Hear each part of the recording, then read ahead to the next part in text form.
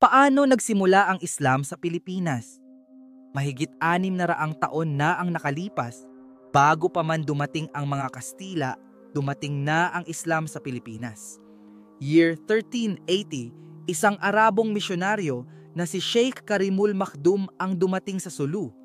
Kasama niya ang mga mang-angalakal mula sa Malaysia at Indonesia, dala ang kanilang paniniwala at kultura. Itinayo niya ang kauna-unahang mosque sa bansa na hanggang ngayon ay makikita pa rin sa Tawi-Tawi.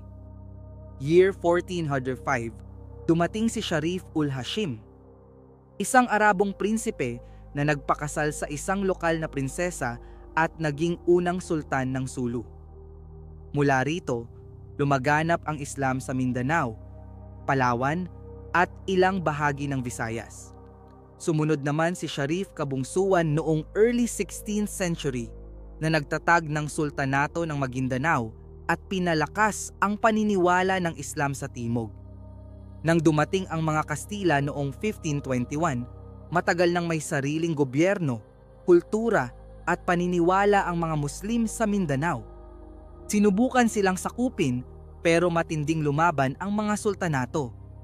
Dahil dito, hindi kailanman lubusang nasakop ng mga Kastila ang Mindanao. Ang Islam sa Pilipinas ay hindi lang relihiyon.